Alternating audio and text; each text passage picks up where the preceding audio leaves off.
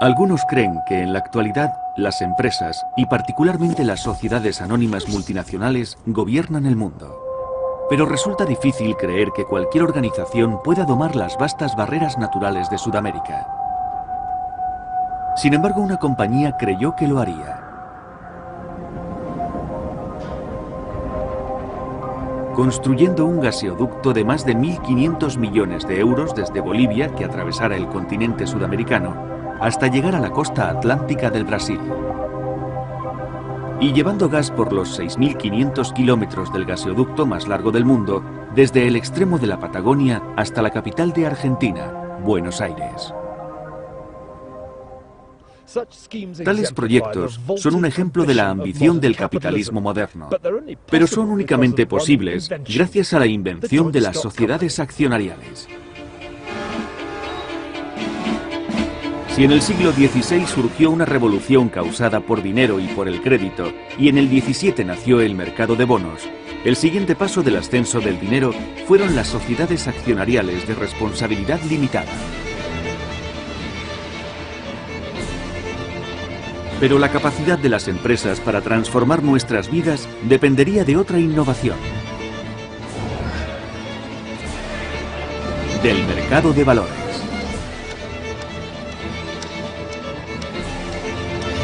El precio que la gente está dispuesta a pagar por las acciones de una compañía nos indica el dinero que esperan ganar con ellas. Pero tal como hemos comprobado en meses recientes de desórdenes financieros, los mercados de valores pueden convertirse en mercados de horrores. El futuro siempre es incierto, pero somos muy dados al exceso de optimismo. Cuando los precios de la bolsa de Nueva York suben colectivamente, es porque los inversores están poseídos por una especie de euforia colectiva. Según la frase que hizo célebre el primer presidente de la Reserva Federal, Alan Greenspan, se debe a una exuberancia irracional. Las bolsas son como las burbujas de jabón, nunca se sabe cuándo van a estallar. La exuberancia fue especialmente irracional y el estallido especialmente doloroso para la compañía que quería llevar a cabo aquellos grandes proyectos en Sudamérica. Enron se convirtió en el mayor fraude empresarial de la historia moderna de América. Pero no fue el primer escándalo financiero, pues las acciones y valores existían desde hacía 400 años. Las oscuras prácticas que acompañaron esas transacciones perviven y han sido la principal causa de la crisis financiera que padecemos en la actualidad. ¿Libros manipulados? ¿Acciones infladas? Eso ya se ha estado haciendo durante siglos. Y nada mejor que la historia de las burbujas de la bolsa para demostrar lo poco que los seres humanos aprendemos del pasado.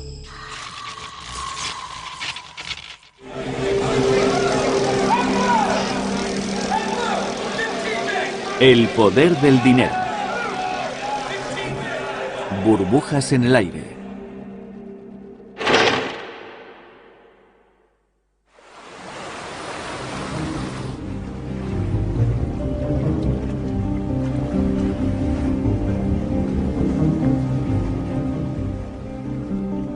Entre las muchas maravillas de Venecia se encuentra una de las reliquias más sorprendentes de la historia de las finanzas.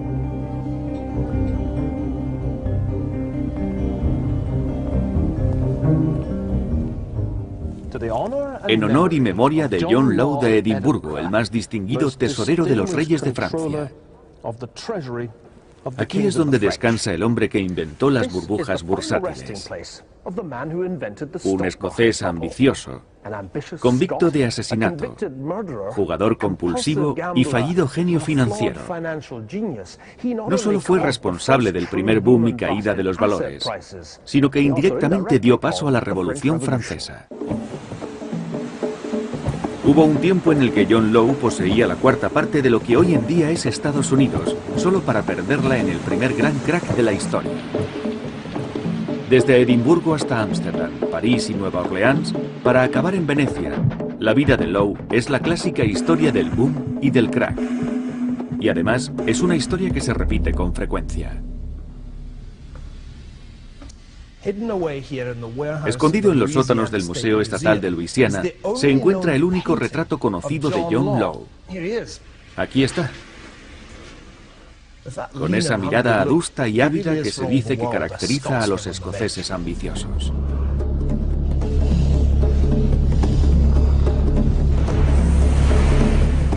La senda que llevó a Lowe de la oscuridad a la fama y a la notoriedad es la que muchos jugadores de bolsa han seguido desde entonces. Lowe nació aquí, en Edimburgo, en 1671. Era hijo de un orfebre con fortuna y heredero de la finca de Lauriston. En 1694, cuando vivía en Londres, Lowe mató a un hombre en un duelo por una mujer y fue sentenciado a muerte.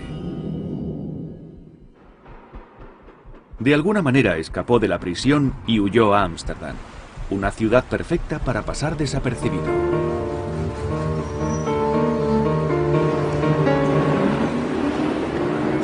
En la década de 1690, Ámsterdam era la capital mundial de la innovación económica. Para financiar la guerra contra España, los holandeses crearon una de las primeras loterías nacionales y para proteger a sus mercaderes crearon el primer banco central del mundo. Pero el invento que más influiría en Lowe, sin duda, fue el de las compañías.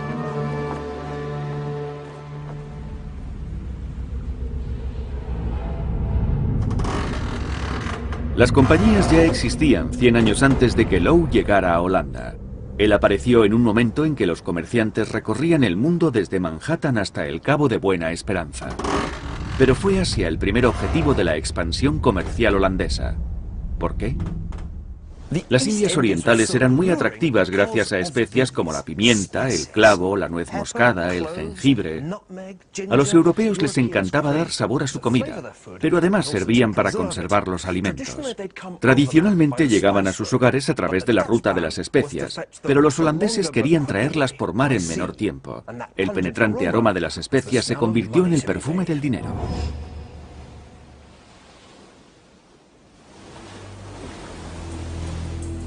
Este cuadro nos muestra el viaje de una de las primeras expediciones holandesas a Oriente. La inscripción dice: 4 barcos partieron hacia Bantam para traer especias y fundar oficinas comerciales. Regresaron ricamente cargados a los muelles de Ámsterdam. Zarparon el 1 de mayo de 1598 y volvieron el 19 de julio de 1599. El comercio de las especias con Oriente era tan rentable que la construcción de un barco como este se pagaba con un solo viaje. Pero como la travesía era muy larga y arriesgada, ya que tenían que doblar el Cabo de Buena Esperanza, los mercaderes tuvieron que unir sus recursos y compartir riesgos. Como resultado, se crearon 6 empresas de las Indias Orientales.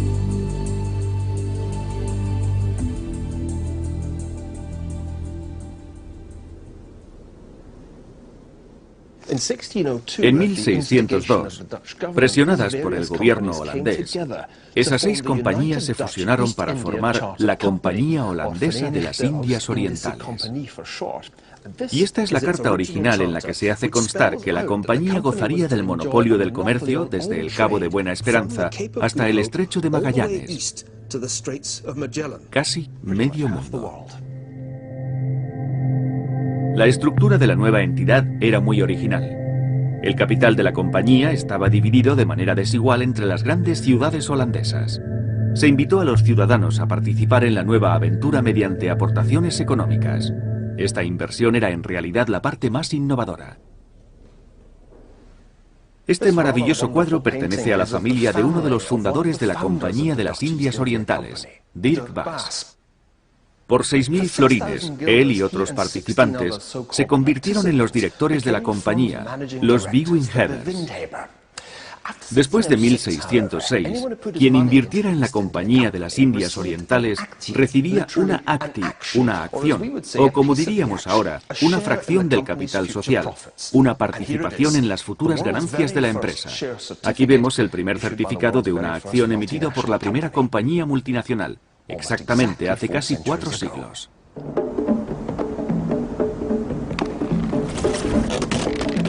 Tres años más tarde, Bass y el resto de directores decidieron que los accionistas no podrían recuperar el dinero de su inversión, pero podrían vender sus acciones a otros inversores. Inmediatamente nació el mercado para las acciones de la compañía, el primer y auténtico mercado de valores. Esta modalidad cambió para siempre el mundo de las finanzas, ya que el precio de las acciones pasó a ser decidido por las leyes de la oferta y la demanda, por compradores y vendedores. Y como pudo comprobar el renegado escocés John Law con el comercio de las acciones, los primeros accionistas del mundo se hicieron muy ricos.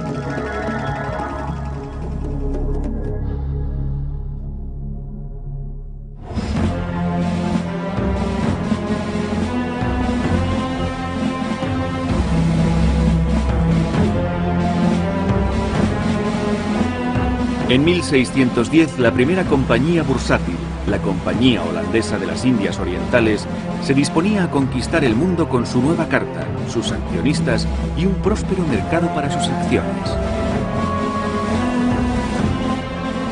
Pero literalmente tendría que pelear mucho para sobrevivir.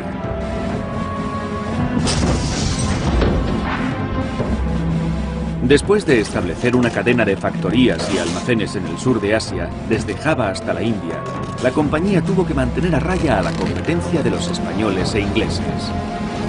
Con 40 barcos de guerra y un ejército de 10.000 soldados, los directores de la Compañía de las Indias se convirtieron en los primeros corsarios empresariales.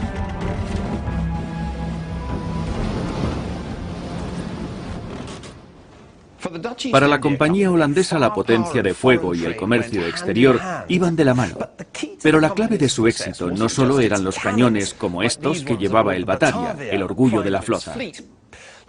Como todas las grandes empresas, combinó economías de escala con los costes reducidos de sus transacciones y con la información que le proporcionaban sus empleados y agentes. El Batavia era a la vez un buque de guerra y una empresa multinacional. La nueva empresa, con su nueva red, era más eficiente. Por eso, en la década de 1620, consiguió el monopolio virtual de la exportación de especias de Asia a Europa. La primera multinacional del mundo consiguió que sus accionistas se hicieran muy ricos. Estoy mirando el primer registro de accionistas de la Compañía Holandesa de las Indias Orientales, y cada persona que aparece se hizo rica. Si invirtió en la compañía 1.000 florines cuando fue creada en 1736, su inversión llegó a valer 7.000. Durante su vida financiera, la empresa pagó un dividendo del 16,5% anual como media. Virtualmente todos los beneficios pasaron a los accionistas. La inversión original que hizo Dirk Bass de 6.000 florines se transformó en una fortuna de 500.000 florines.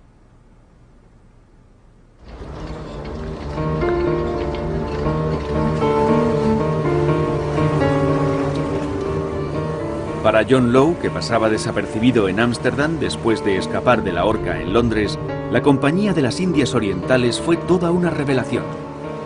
Law vivía de lo que ganaba en el juego, pero estaba fascinado con la relación de la compañía en sus espléndidas oficinas en el Hoogstraat con el cercano mercado de valores, donde se comerciaban las acciones de la compañía en el Banco de Ámsterdam.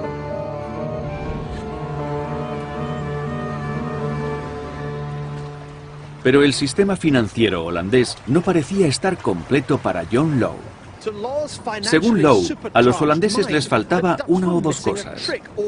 Por un lado, le parecía una tontería que la compañía restringiera el número de acciones cuando había un mercado tan ávido de ellas.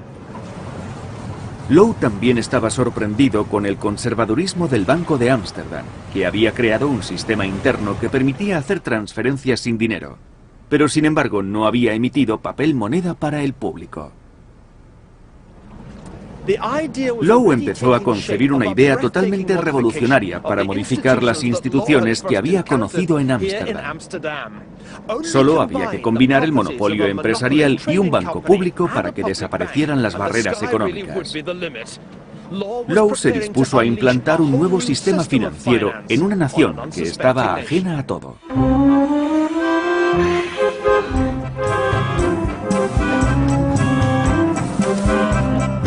John Law llegó a París en 1716. había decidido que Francia sería el laboratorio ideal para el mayor experimento de la historia del mercado de valores. Pero, ¿por qué Francia le brindó una oportunidad?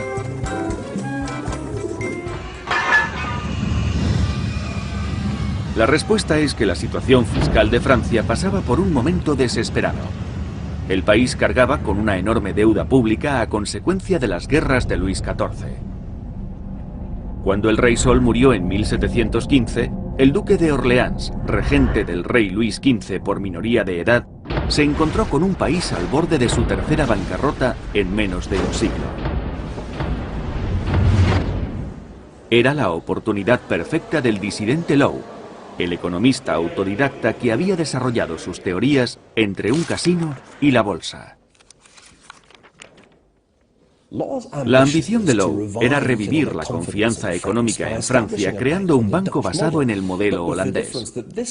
Solo que aquí se emitiría papel moneda como este billete. Conforme aumentaran las inversiones en el banco, la enorme deuda del gobierno iría consolidándose. Pero al mismo tiempo, y eso era lo más importante, el papel moneda reactivaría el comercio de Francia y con él su poderío económico. El gobierno ganó doblemente. La consolidación se tradujo en que sus grandes deudas se transformaran en acciones del Banco de Lowe. Al mismo tiempo, el regente pudo imprimir todo el dinero que quisiera. Lowe escribiría: opino que un príncipe absoluto que sepa gobernar puede ampliar su crédito y encontrar los fondos necesarios a un interés inferior que un príncipe con autoridad limitada. Tratándose del crédito, el poder supremo debe residir en una sola persona.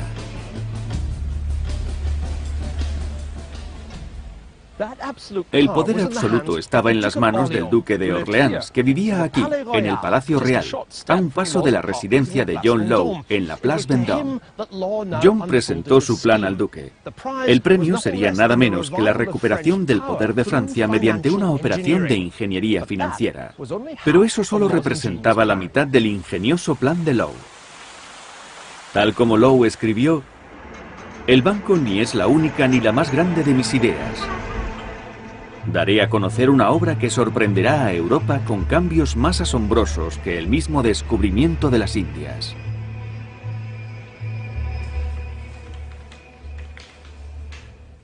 La segunda parte del plan de Lowe consistía en fundar una enorme compañía monopolizadora del comercio, la Compagnie d'Occident. Tal como él mismo dijo, toda la nación se convertirá en un gremio de comerciantes. Y precisamente, Lowe fue nombrado director de esa compañía.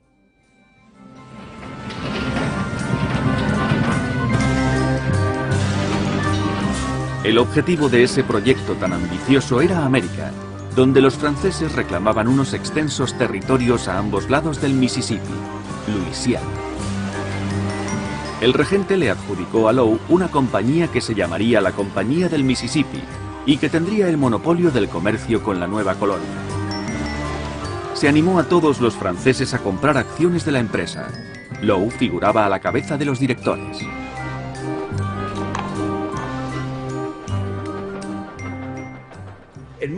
Actualmente diríamos que Lowe aumentó la presión de la demanda pública, pero ¿por qué no?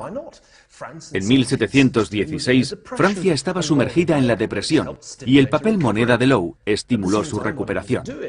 Al mismo tiempo, transformó una pesada y mal manejada deuda pública en acciones de un sistema privatizado de recaudación de impuestos y de una compañía comercial. ¿Qué tenía aquello de malo? Se desencadenó una fiebre de especulación y las acciones de la Compañía del Mississippi subieron desorbitadamente. Partieron con un precio de 500 libras y alcanzaron las 5.000 el 4 de septiembre. En diciembre de 1719 llegaron a las 10.000 libras. Estamos en el lugar donde todo se desarrolló. Aquí, en la rue Quincapot, se encontraba la oficina de Lowe. Imaginemos medio París acudiendo enloquecido a este estrecho callejón para comprar acciones. Cuanto más subían de precio, más querían comprar. Era el clásico proceso de realimentación bursátil.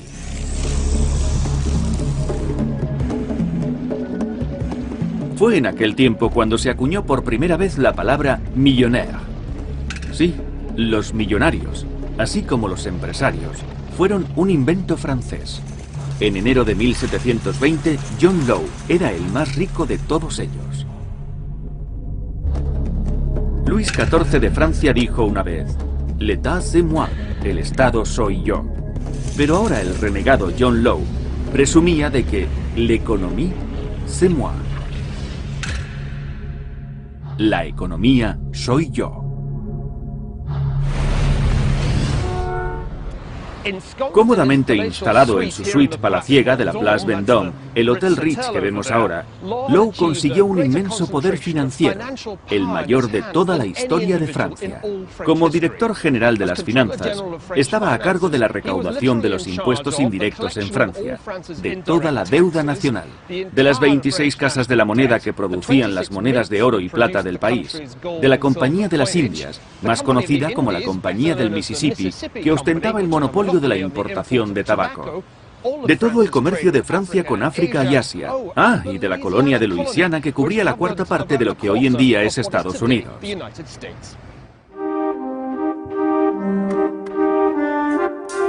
Por otra parte, Law también poseía el Palacio Mazarin, más de un tercio de los edificios que rodeaban la Place Vendôme, unas 12 fincas, algunas plantaciones en Luisiana y un centenar de millones de libras en acciones de la Compañía del Mississippi. No estaba nada mal para un hombre que llegó a Francia hacía 12 años y que era un joueur, un jugador profesional declarado, así como un posible espía. En enero de 1720 el triunfo de Law parecía completo. El asesino escocés se convirtió en primer ministro de Francia. El problema de Law consistía en que no sabía cuándo debía detenerse. Tenía un fuerte interés personal en imprimir dinero que controlaba su propio banco para elevar el precio de las acciones de su compañía. Afortunadamente para Law, tanto su banco como su compañía operaban en el mismo edificio, el Palacio Magasin, del que era propietario. Todo lo que tenía que hacer para subir el precio de las acciones de su compañía era recorrer el pasillo que unía la oficina donde se emitían e ir a la oficina donde se imprimía el dinero. Se había convertido en el mayor traficante de influencias. Se podría decir que el sistema de Law es lo que hoy llamamos el esquema de Ponzi, creado por el italoamericano Conan Charles Ponzi. Este esquema consiste en pagar los intereses del primer grupo de incautos con dinero del siguiente grupo de incautos. Law compraba empresas y pagaba generosos dividendos, no gracias a sus beneficios financieros, sino con la emisión y venta de nuevas acciones.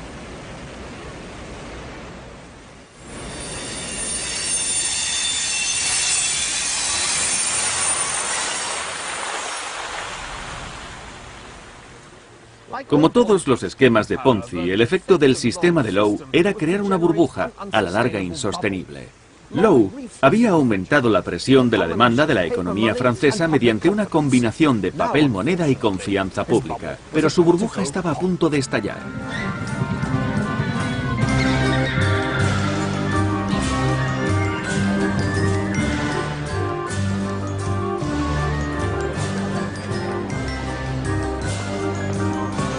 A principios de 1720, Francia era presa de la burbuja del Mississippi.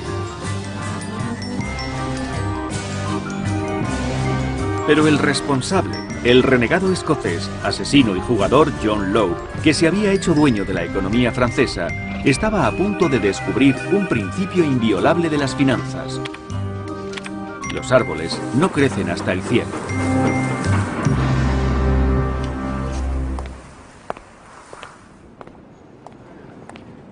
De acuerdo con la campaña publicitaria de Law, los beneficios que iba a repartir provendrían de la colonia francesa de Luisiana, que él describía como el auténtico paraíso terrenal. Estaba habitada por nobles salvajes deseosos de mostrar sus abundantes productos exóticos. Esos bienes irían a Francia pasando por una nueva ciudad situada en la desembocadura del Mississippi, Nueva Orleans, en honor del susceptible regente francés, el duque de Orleans. Pero a la colonia solo le faltaba una cosa: colonos. Como los franceses estaban más interesados en la especulación en el mercado de valores que en la colonización, Low lanzó una campaña en la frontera franco-alemana.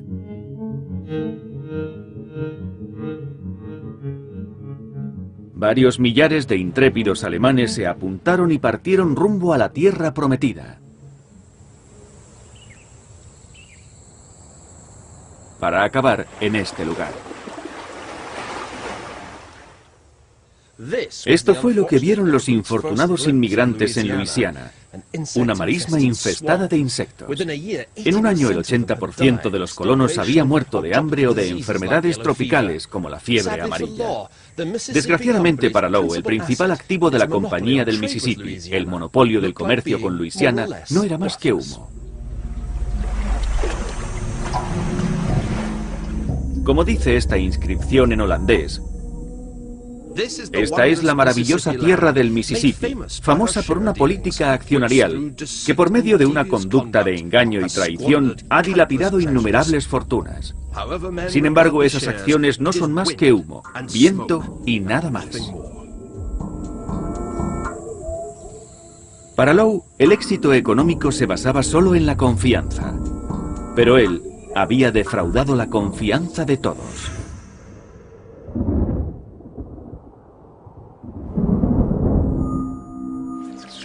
En París se empezó a rumorear que los proyectos de Low no marchaban bien, y los precios de las acciones de la Compañía del Mississippi empezaron a bajar.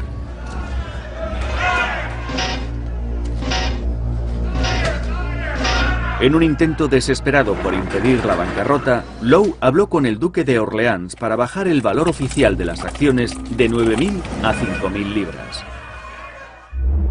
Fue entonces cuando súbitamente se pusieron de manifiesto los límites del absolutismo, la propia base del sistema de Low. En unas semanas, el precio de las acciones entró en caída libre. Gran número de personas se congregaron ante el banco de Low, arrojando piedras y rompiendo cristales. En diciembre las acciones habían caído un 90% del valor nominal.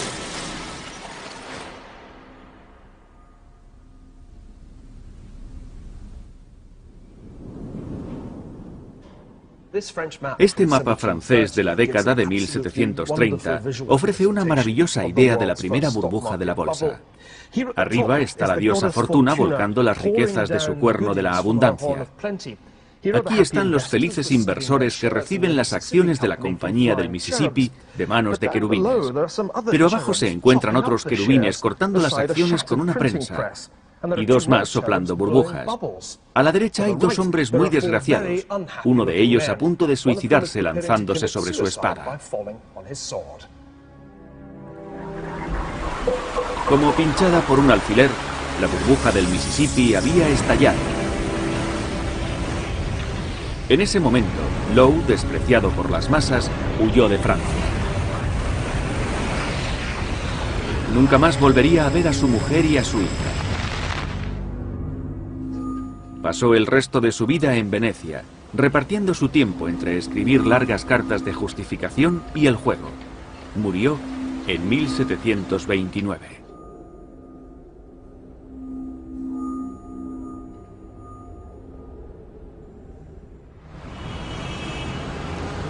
Sin embargo, su devastador legado siguió vivo en Francia.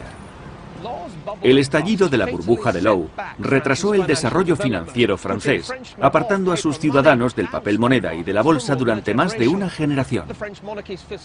La crisis fiscal de la monarquía francesa no se resolvió durante el resto del reinado de Luis XV y tampoco mejoraría con Luis XVI. Finalmente, Francia pasó de la bancarrota a la revolución.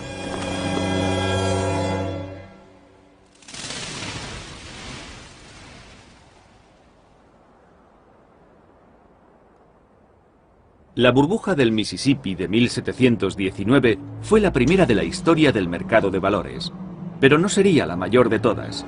Cuando hablamos de burbujas financieras, siempre nos referimos a esta.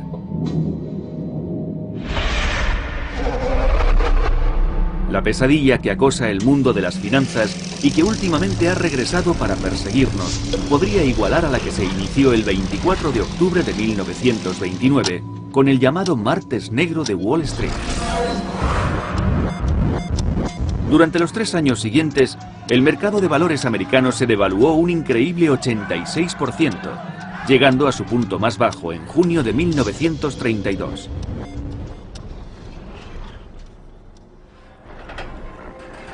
Y lo que fue peor, la deflación de los precios de los valores estaba acompañada de la peor depresión de la historia.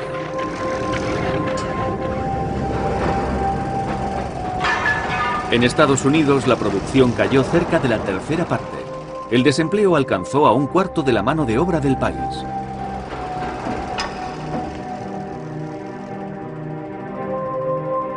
¿Cuáles fueron las causas del crack de 1929? ¿Por qué ocurren los demás cracks? Esto trae a colación una de las cuestiones más debatidas de toda la historia de la economía.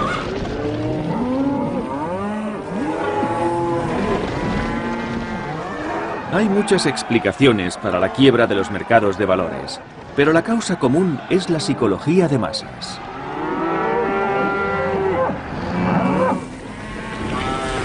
El mercado tiene cierto parecido con un rebaño de ganado. Cuando aumenta el valor de las acciones, incluso los más inteligentes sucumben a lo que el antiguo presidente de la Reserva Federal Americana denominó exuberancia irracional.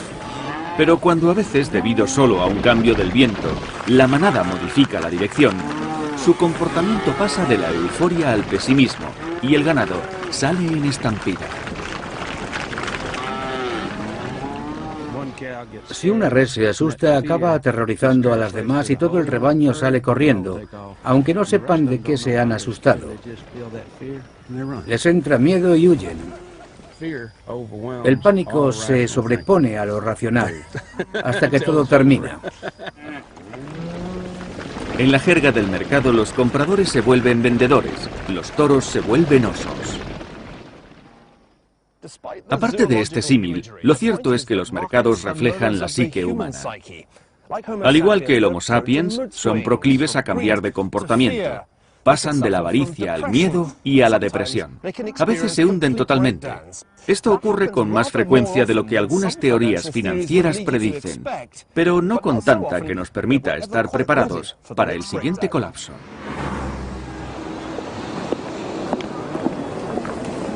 Si los movimientos en los mercados financieros se distribuyeran como un gráfico que reflejara la altura de las personas, apenas habría colapsos. La mayoría de los meses estarían cerca de la media, solo unos pocos tendrían grandes altibajos. La realidad es que muy pocos adultos miden menos de 1,5 metros o más de 2 metros.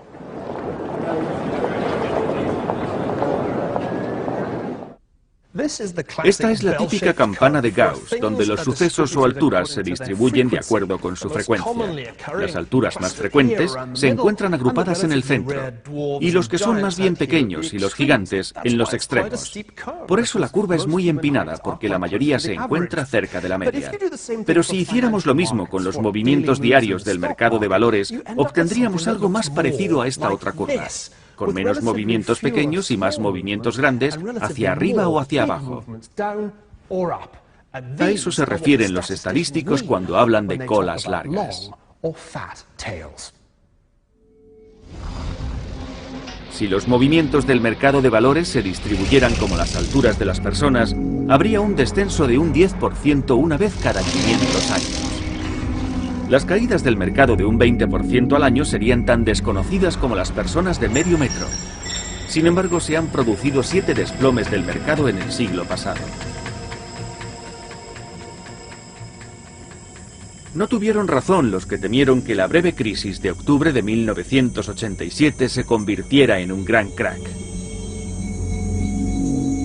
El mercado solo pasó por un mal mes, luego se recuperó. Pero aquella burbuja fue una oportunidad de oro para ciertas sociedades anónimas.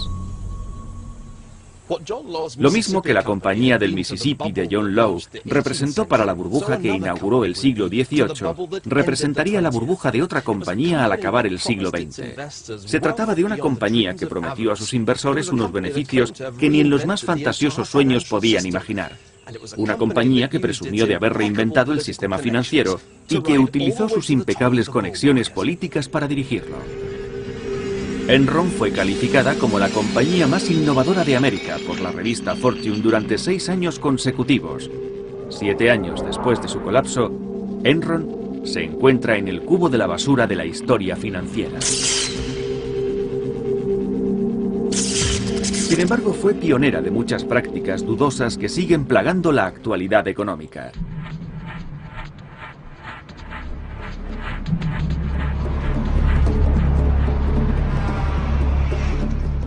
Durante 3 años, hasta agosto de 2000, la cotización de las acciones de la compañía de Houston era altísima. Enron pasó a ser la quinta empresa mayor de Estados Unidos, con unas ganancias declaradas de 111.000 millones de dólares, casi 100.000 millones de euros. Se había convertido en la niña bonita de Wall Street. Sin embargo, solo con repasar un poco la historia, los inversores de Enron se lo habrían pensado 2 veces. Realmente la historia de Enron fue una repetición de la burbuja del Mississippi de hacía 280 años. El plan de John Low iba a revolucionar las finanzas del gobierno francés. Y Ken Lay, el presidente de Enron, planeaba revolucionar el mercado global de la energía.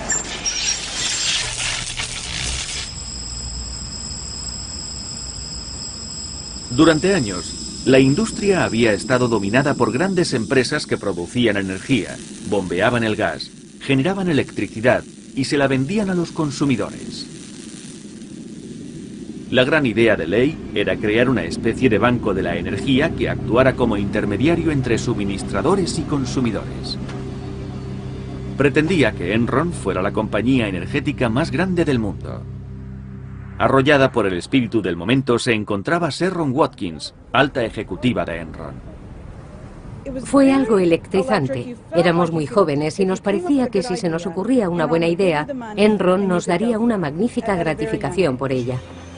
Igual que John Low, Ken Lay tenía amigos en las altas esferas. Lay contribuyó generosamente en la campaña presidencial de George Bush padre. Cuando Bush llegó a presidente, una de las cosas que hizo fue liberalizar la industria de la energía.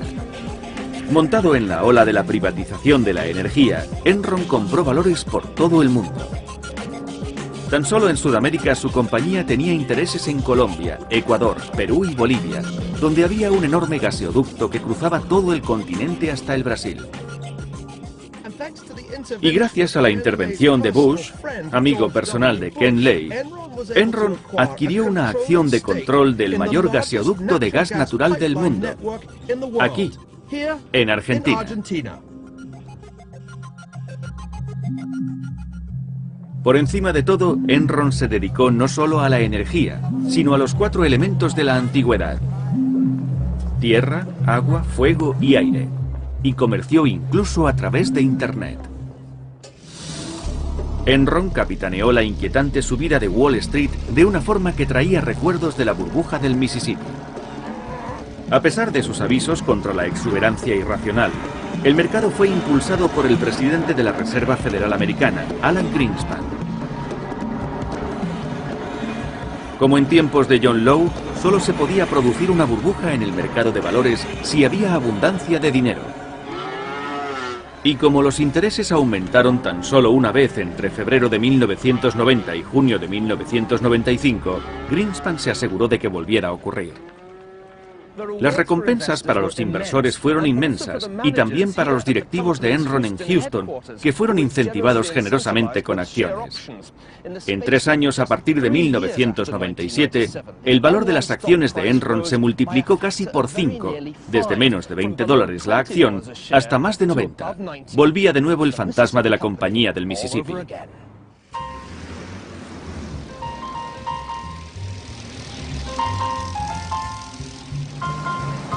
Incluso una ciudad acostumbrada a la extravagante vida originada por el petróleo no había visto nada igual. Aquí es donde vivían Ken Lay y sus ejecutivos de Enron, River Oaks, el barrio más selecto de Houston. En el último año de su existencia, Enron pagó a sus 140 altos ejecutivos una media de $5.300.000 a cada uno. Las ventas de coches de lujo se dispararon. Nos daban múltiplos de nuestro salario base. Lo normal era recibir una paga del 75% de nuestro sueldo base anual. Eso era lo que podíamos esperar. Pero queríamos más, una bonificación 2, 3, 4 veces el salario base anual. Lay, la base de la empresa, quería los estándares morales más elevados para su compañía. Enron is a company that deals with everyone with absolute integrity. We play by all of the rules, we stand by our word, we mean what we say what we mean. El único problema consistía en que, al igual que el sistema de John Lowe, el de Enron fue un elaborado fraude.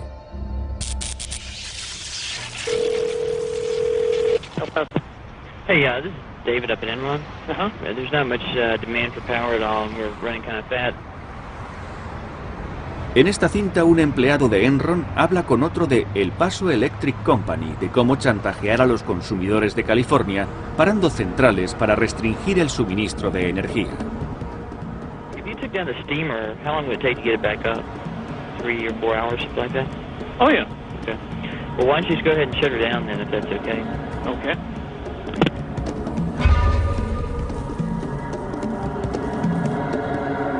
Los resultados fueron no solo la elevación de precios que Enron quería, sino que a pesar de que se disponía de energía de sobra, los consumidores sufrieron repetidos apagones.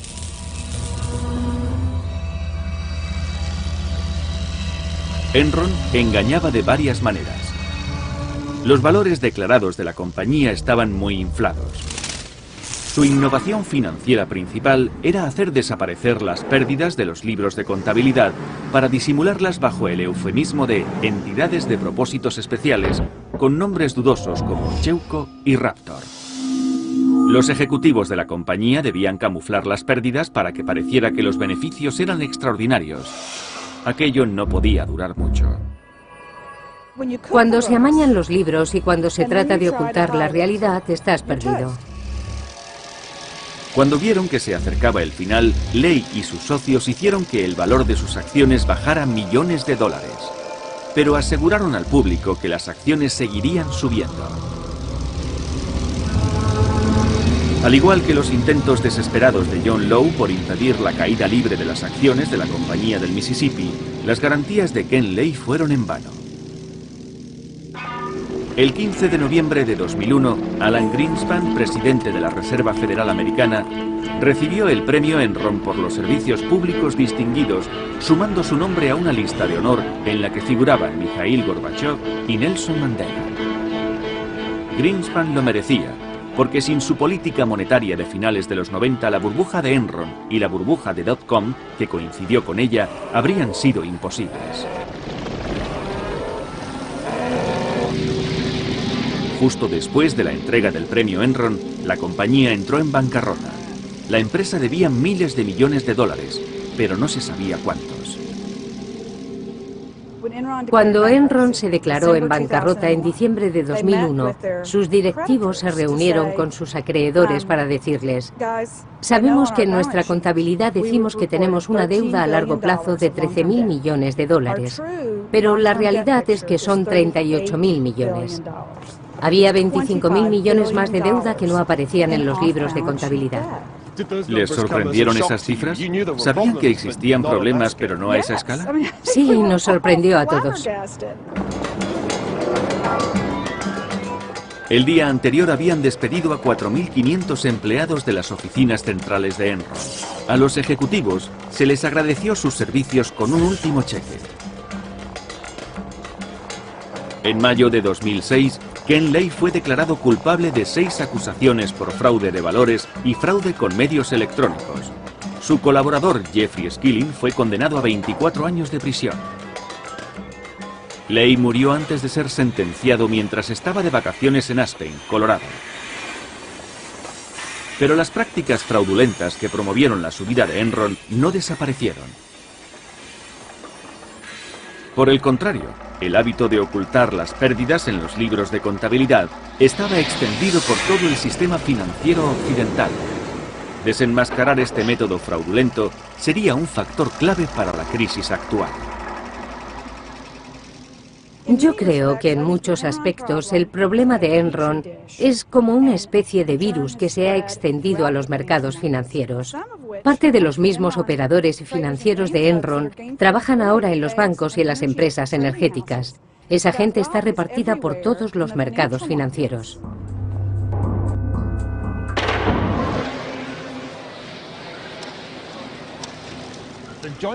Ciertamente, las sociedades accionariales son una institución milagrosa.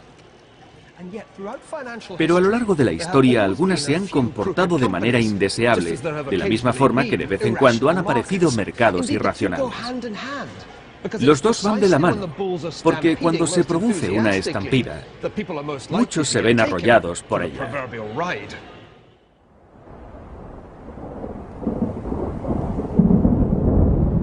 Como hemos visto durante el año pasado, el camino de los mercados financieros no es todo lo fácil que se desearía. Desde que se inició la caída actual del crédito, algunos mercados de valores se han depreciado en un 50%. Al igual que las esperanzas cambian de un exceso de optimismo a otro de pesimismo, de la ambición al pánico, los valores siguen una línea que no difiere mucho de la de los picos de los Andes.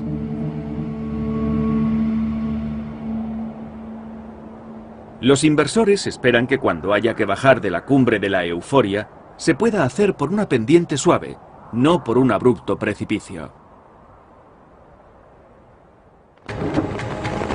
¿No hay nada que nos pueda proteger de la metafórica caída por un precipicio? Como veremos en el siguiente episodio del Poder del Dinero, las finanzas tienen dos caras, una de riesgo y otra de beneficios. La cuestión es, ¿estamos asegurados o rodeados de riesgos?